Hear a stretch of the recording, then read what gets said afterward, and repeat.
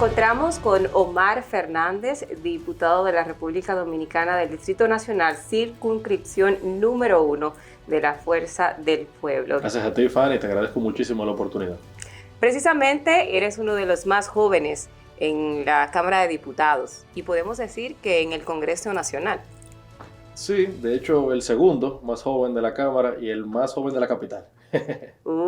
El más joven de la capital. Desde que iniciaste como diputado por el Distrito Nacional, empezaste con algunas resoluciones y proyectos de ley que nos sorprendió a todos con la capacidad con la cual tú manejabas esos temas. Háblanos de estos proyectos.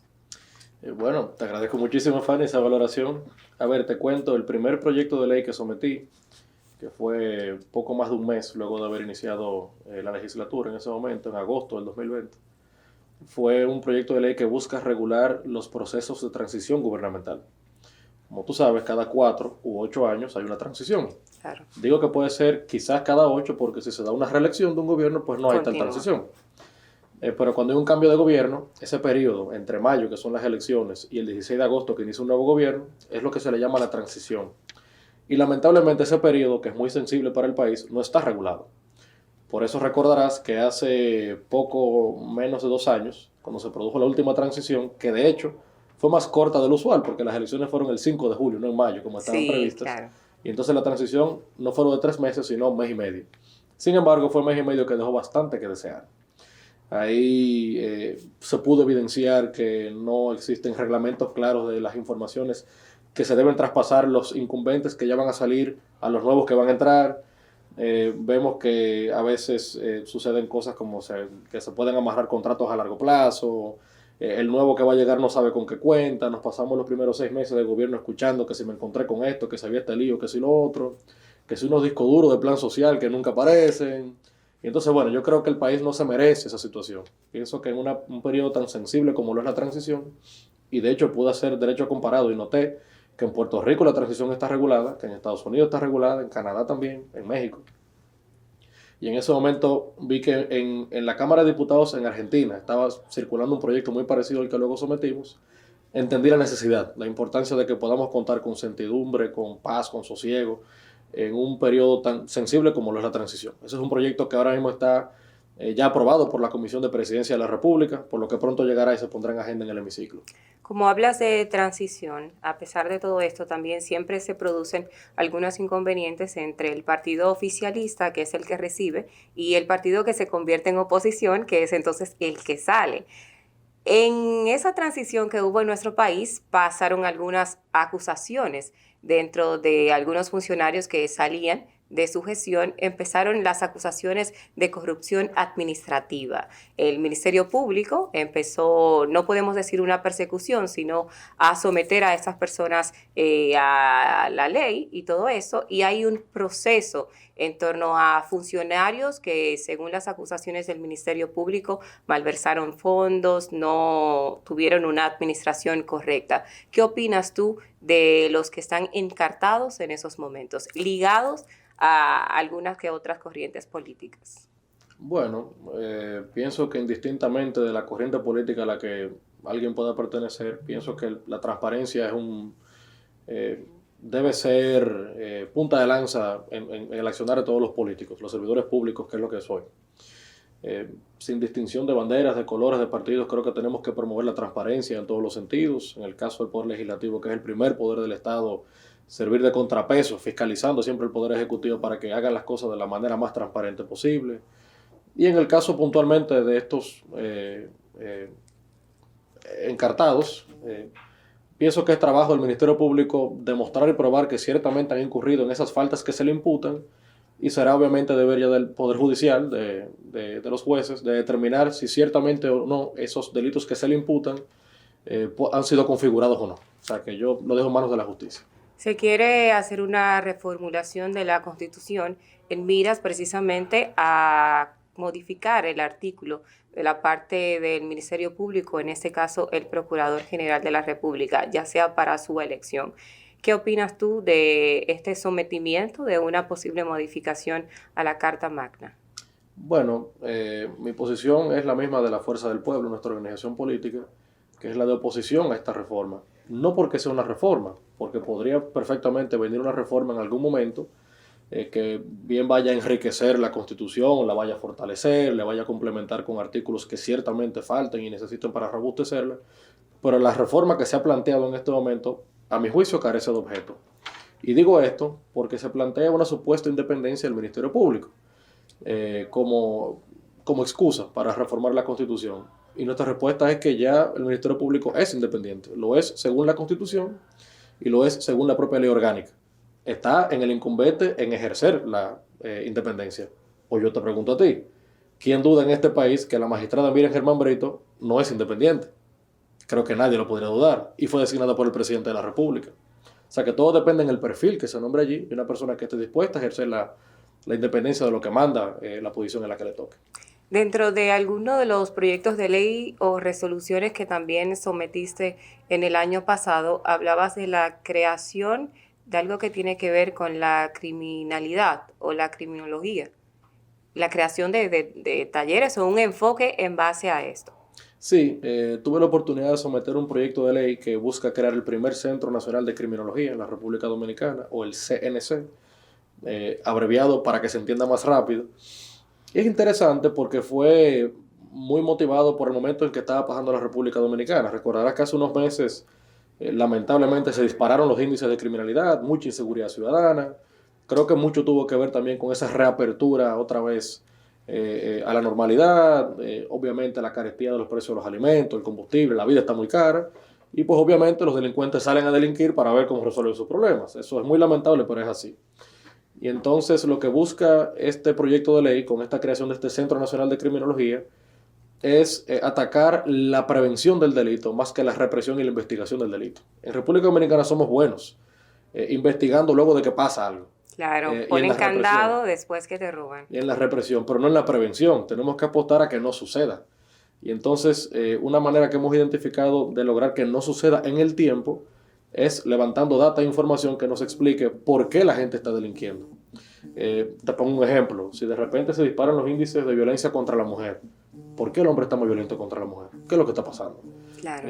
Tiene que ver con el confinamiento que hubo en algún momento, tiene que ver con falta de oportunidades de empleo para los hombres, que se sienten menos o lo que fuera.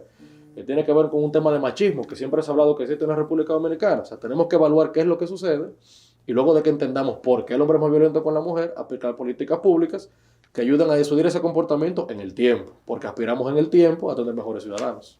Precisamente hablas de la violencia contra la mujer. También hace unos días el gobierno de la República Dominicana ha tomado más en lleno la iniciativa de las casas de acogidas. ¿En algún momento tuviste la oportunidad de hablar sobre este tema y solicitar también que se le dé mayor carácter a estas casas que acogen a esas mujeres que van a denunciar que han sido maltratadas por sus parejas o exparejas?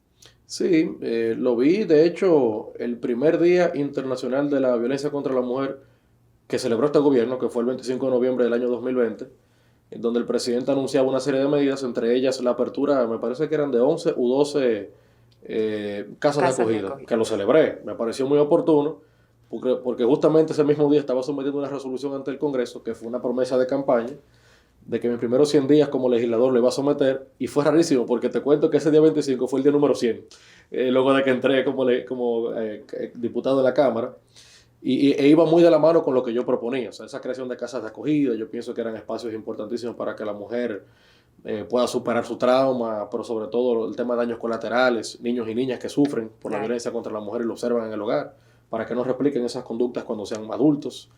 Y bueno, en ese sentido bien, veo que ha tomado más tiempo de lo que se esperaba. Se habló de que se iban a alquilar algunas de esas propiedades, no sé en qué quedó realmente, no he visto mucho avance en ese sentido. Pero bueno, siempre presto a ayudar y a colaborar para que la mujer tenga un mejor destino en la República Dominicana. Qué bueno, un buen punto para nosotras las mujeres dominicanas. En la actualidad, precisamente, ¿cuál es su opinión sobre la construcción de la verja inteligente, el muro fronterizo en las provincias que hacen frontera con el vecino país Haití? Claro, realmente es lo primero que dijiste, una verja en un muro. Pero te diría que me parece una medida acertada, correcta. Yo estoy de acuerdo con la construcción de la verja. pero podré calificarla como exitosa o no en el futuro, en el tiempo, en la medida en que vea que no solamente se queda en la construcción de una verja física, sino que vaya acompañada ciertamente de cámaras que detecten calor, movimiento, reconocimiento facial, entrada y salida por método biométrico, que podamos sobre todo, e incluso más importante que la construcción de la verja, hacer cumplir la ley de migración, Claro. que es lo primero, o sea, que todo el extranjero que ingresa a la República Dominicana se sepa en qué contexto está ingresando, si es un tema de transitoriedad, si es por tema laboral, si es para estudios, si es para recreación, si es de paseo, o si entra de manera ilegal, bueno, pues tener, ¿verdad? Métodos de cómo hacer que eso sea cada vez menos. En todo caso, también pienso que es importante ver si esa verja va a dinamizar la economía, el intercambio económico entre República Dominicana y Haití. Tenemos que pensar también en la repoblación de esas provincias fronterizas que cada vez tienen menos personas justamente por la falta de oportunidades, por la pobreza extrema en esas provincias, que lamentablemente están cada vez más habitadas por extranjeros y no por dominicanos.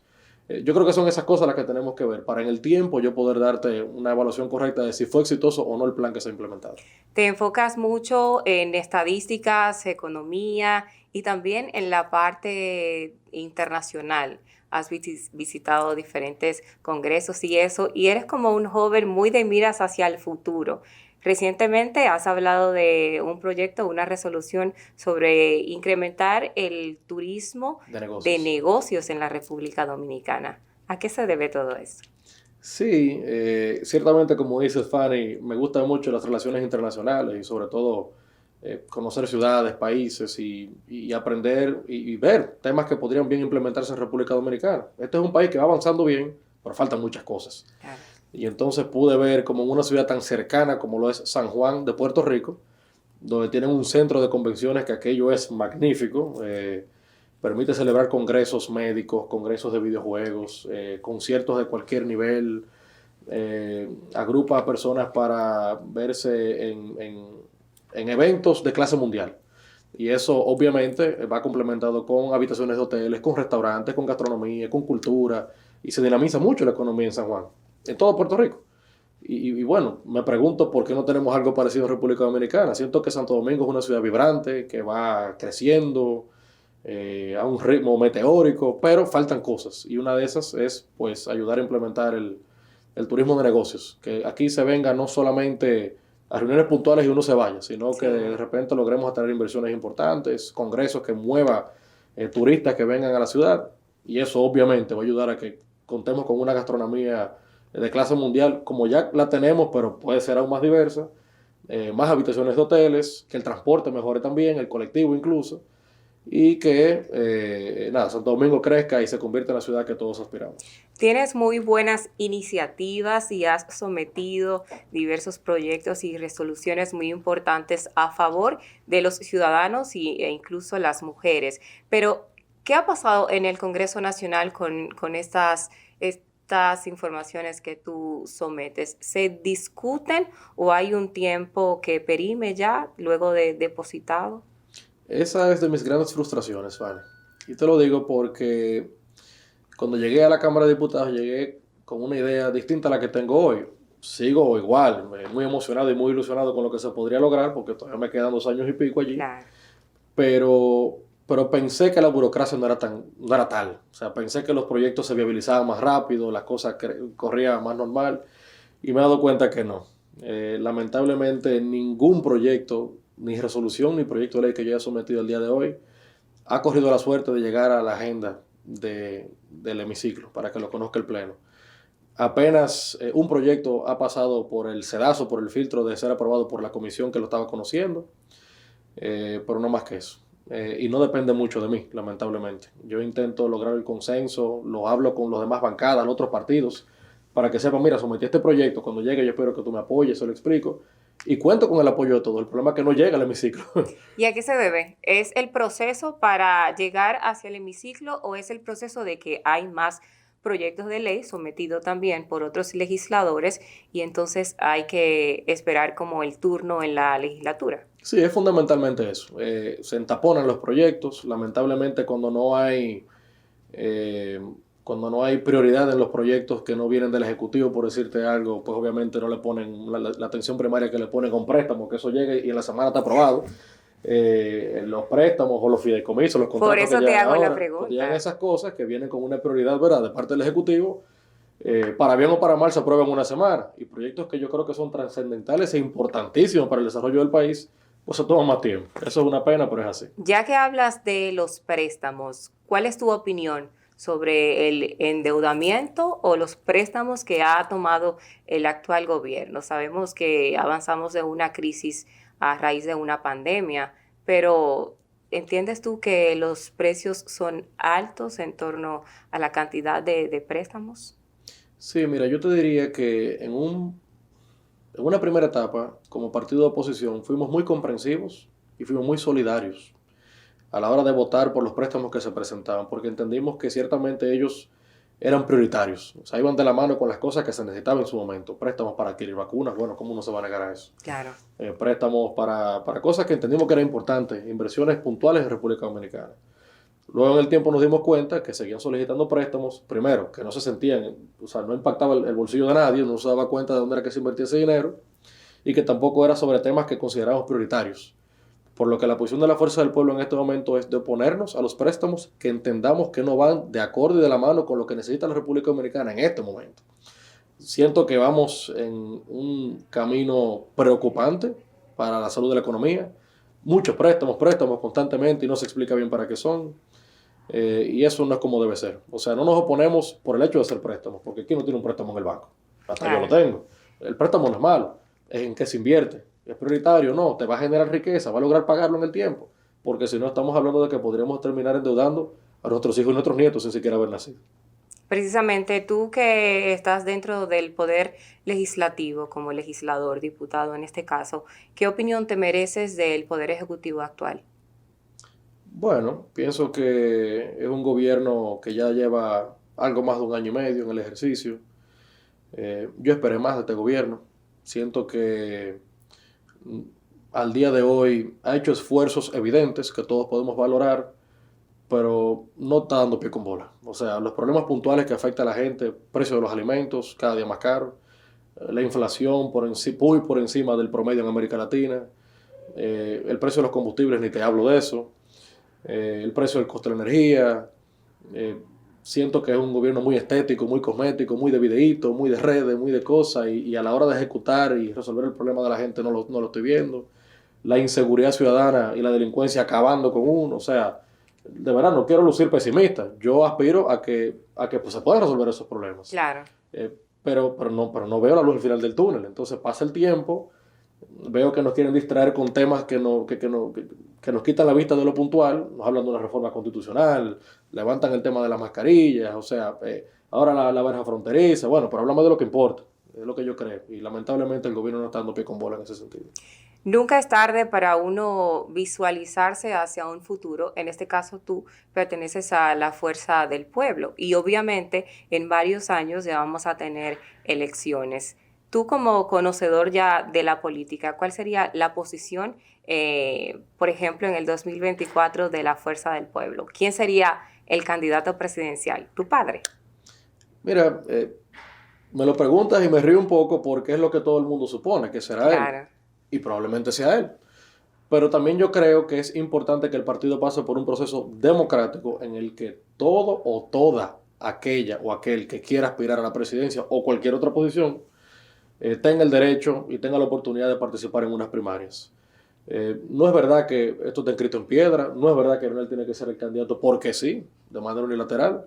Creo que el tiempo lo definirá. Creo que este año 2022 es de consolidación del partido, que la gente apueste a las propuestas que estamos construyendo, que queremos expresar a la gente qué es las razones por las que queremos llegar al poder. Y si la gente lo valora y valora el candidato o candidata que mejor las enarbole, bueno, pues perfecto. Si es Leonel, fabuloso. Y si no es él, también que sea un buen compañero o compañera de la Fuerza del Pueblo. Claro que sí. La ex esposa de tu padre es de las candidatas presidenciales en las primarias del PLD. ¿Qué opinión te mereces de ella como política? Y que en un caso se podría incluso enfrentar al partido que representa el doctor Leonel Fernández. Bueno, como política mi valoración es muy positiva. Pienso que ella, como primera dama, hizo un gran trabajo en el despacho. como vicepresidenta también con los programas sociales también logró impactar la vida de mucha gente que lo necesitó en su momento. Me parece una señora solidaria y con planes que exhibir y con cosas y con logros que exhibir. Ya quedará de su partido definir si finalmente será ella o no la candidata. Creo que nos precipitamos y decimos que ella va a ser la candidata o no. Eso está por verse. Obviamente también sería una situación muy extraña. Por eso te hago la pregunta. Muy extraña e inédita por demás, porque nunca hemos visto algo parecido. Pero esa es la democracia. Y uno está aquí para trabajar por el pueblo, en la posición que sea que le toque y esperar cualquier coyuntura que suceda. Hablando del 2024 y yéndonos hacia el futuro, tú como legislador, ¿piensas repetir como diputado? ¿Te gustaría una senaduría? ¿Optarías por otros cargos políticos? ¿Te interesaría con miras al 2024? Mira, honestamente, Fanny, yo estoy muy concentrado en ser un buen diputado en este momento. Apenas tengo 1 año y medio en el cargo. Pienso que no es tiempo suficiente para yo mismo hacer un examen de introspección y preguntarme, ¿lo hice bien? ¿Fui exitoso? ¿Me faltó? Y yo creo que para arribar a esa conclusión me falta otro tiempecito más. Yo le agradezco demasiado a la ciudad de Santo Domingo y a mi circunscripción que me haya dado la oportunidad de servirles en el Congreso Nacional. Y creo que más que yo será la ciudad la que tendrá que evaluarme y decirme si me dan la oportunidad para repetir como diputado, que es una opción, o si quieren que vaya a otra posición donde le pueda representar con igualdad de condiciones y con mucha dignidad también. ¿Qué fue lo más difícil de ser hijo de un presidente en ese momento, con varios periodos, para ti? Lo más difícil, bueno, ¿qué te digo? Uno hereda activos y pasivos en esto. Lo bueno y diríamos y lo no tan lindo. Por lo que a veces me río cuando la gente dice, tú lo tuviste más fácil porque tú eres hijo de Lionel. Exacto. Puede ser, y puede no ser también, porque también arrastro pasivos que no son culpa mía, y quizá ni de él, de sus gobiernos, de cosas que suceden como en cualquier otro gobierno, y uno las arrastra. En todo caso, nada, uno lo asume, uno, ¿verdad? Lo abraza y entiende que es mi realidad. Te diría que yo nunca me privé de nada, yo siento que he tenido una vida relativamente normal, y nada, con ganas de hacer las cosas bien. Yo no trato de no pensar en esas cosas, sino en lo que yo puedo sumar y en qué puedo colaborar. Y actualmente, ¿cómo es la vida de Omar Fernández como legislador e hijo de un expresidente de la República? Bueno, te diría que la parte de hijo de expresidente es la menos activa. Como legislador, está acabando conmigo, me está arropando, pero Sí. estoy contentísimo, estoy muy contento, de verdad, porque, claro, trato de combinar la parte legislativa, el trabajo en la Cámara, el trabajo de comisiones, en la sesión, en el hemiciclo, con el trabajo de territorio. Y eso para mí es muy importante porque siempre escuché en campaña, en todos los sectores a los que iba, de los sectores más vulnerables y sensibles de mi circunscripción hasta los más pujantes y pudientes. Y es que los políticos después de que ganan no vuelven, nadie le coge la placa, nadie lo ve. Siempre dicen eso. Siempre lo escuchaba Sí. y me parecía extraño porque se supone que en el momento en el que la gente te eligió y tú llegaste al puesto, bueno, para que tú te más presentes que nunca, no para que te desaparezcas. Sobre todo porque uno no es más que un empleado, un asalariado del pueblo. Y yo aquí no estoy para buscarle más problemas a la gente, para solucionárselo. Entonces, bueno, cuando vi ese contexto dije, me convencí de una idea y es de que no se puede representar bien lo que no se conoce bien. Y como en la campaña ni yo ni ningún otro candidato tuvo la oportunidad de conocer muy bien lo que estaba pasando porque fue en medio de un coronavirus y todo lo demás. Y, fue una campaña atípica. Muy accidentada, no te imaginas. He aprovechado bastante el tiempo ya como legislador de terminar de conocer a la gente, a mis electores, a los que no votaron por mí incluso también, para que sepan que los represento en igualdad de condiciones. Cada rincón, cada callejón, cada avenida. Se ha tratado mucho de eso y me ha permitido estar muy cerca de la gente y comprender bien lo que pasa en Santo Domingo. ¿Y tu padre te apoya en algunas decisiones? ¿Ustedes debaten temas, por ejemplo, temas legislativos? Y él te dice, mira, puedes hacer esto, o te recomiendo esto. Cuando yo estuve en el poder, ocurrió esto. Sí, lo consulto bastante. En algunas ocasiones no tanto. He aprendido con él a pedir perdón y no pedir permiso, porque, claro, como soy su hijo, no me ve solamente como el político, sino también me quiere cuidar. Mira, no te metas ahí, no opines sobre eso. Y a veces la intuición me dice, tengo que opinar sobre eso. Y él por cuidarme y quizás no me dice se lo que puedo no. decir. Y no se lo diré porque se lo digo me va a frenar. Y al final, bueno, por suerte, ¿verdad? Las cosas han salido bien, ninguna metida de pata ni nada. Pero sí, lo consulto bastante, sobre todo en temas de trascendencia nacional. Esos temas que aún no domino tanto y bueno, él por su experiencia sí. Ahí recojo más ideas, tengo más contexto, más criterio para opinar de una manera más correcta. ¿Surgió en ti siempre esa necesidad de hacer política? ¿Lo llevas en las venas no solo por tu familia, sino por una intuición tuya? ¿O en algún momento no querías y al final decidiste irte por esa corriente? Es exactamente así como lo acabas de decir. El final. Sí, sí, sí. No, yo no siempre estuve interesado en la política. Yo soy abogado de profesión, me hice licenciado en Derecho aquí en la Pucamaima. Y estaba muy en el ejercicio, claro, siempre acompañaba a mi papá a sus cosas, pero muy en eso, en compañía, no más que eso. Eh, pero recuerdo que en el 2019, hace ya 3 años, como pasa el tiempo, por primera vez una causa me movió. Y yo recuerdo que siempre lo escuchaba él decir que la política sea por causas, no por cargos. O sea, tú no dices, quiero la política porque quiero ser ministro de tal cosa, o director de tal cosa. Bueno, pero ¿y por qué tú quieres? O sea, creo que lo que debe moverte no es el cargo para tú, ¿verdad? Fanfarronear que tú tienes De tal que cosa, tienes, claro.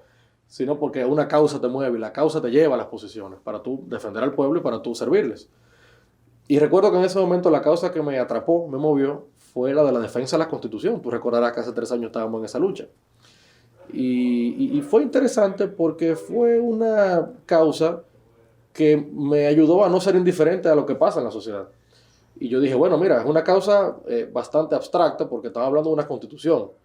No es que subieron el pasaje y me afecta el bolsillo. Claro, es la modificación de la Claro, Carta Magna del de país. la regla del juego. Exacto. Y yo entendí que no era correcto, que eso laceraba la democracia. Y bueno, una cosa me llevó a la otra. Ahí me vi por primera vez frente al Congreso, no dentro, defendiendo la Constitución con aquel libro, con Johnny Ventura, que en paz descanse. Sí. Eh, quizás recordarás aquel emblemático discurso de mi padre, bajo lluvia, explicando el por qué no. Luego vimos como otras fuerzas políticas se sumaron también, luego de que vieron la importancia de defender la Constitución, no solo la facción nuestra, sino todos los partidos políticos que entendieran que era lo correcto. Y en fin, esas cosas me fueron abriendo puertas. De repente dije, mira, la política es importante participar porque como ente generador de cambio es con ese instrumento que lo logras. O sea, las ideas hay que convertirlas en acción, tú no puedes quedarte en teoría en la vida entera. Entonces, en los espacios públicos donde tú logras marcar la diferencia. Y ahí lo entendí. Proyectos nuevos para este 2022 dentro de la Cámara y también fuera.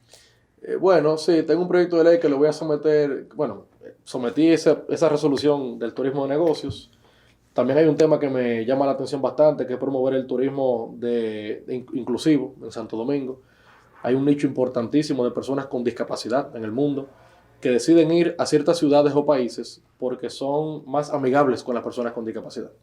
O sea, ciudades que tienen semáforos para personas no videntes, que hay una normativa de construcción de rampas sí o sí en todos los establecimientos para que las personas con silla de ruedas puedan entrar, lectura de braille en los ascensores. O sea, hay normativas en ciudades que ayudan a que las personas con discapacidad sean más propensas a que visiten esos lugares. Y toda una economía detrás de eso. Cientos de millones de dólares se mueven al año en personas con discapacidad que deciden ir a sitios donde son más amigables, incluso las playas y demás. Y me parece que es un concepto interesante que podemos trabajar en Santo Domingo, que es una ciudad no solamente para atraer turistas, sino para que los locales también con discapacidad Disfruten de claro, eso, disfruten de claro. su ciudad a plenitud. Yo creo mucho en eso.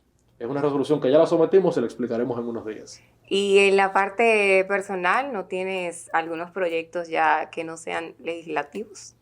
Bueno, ¿Nuevos? yo creo que este año es de consolidación personal y en lo político. Tengo la ilusión de iniciar un proyecto este año de talleres de formación política para jóvenes, indistintamente de su partido. Y digo que no es una condición porque mañana yo lo que quiero es un líder o una líder que esté en el partido que sea, pero que trabaje porque el país sea un mejor sitio.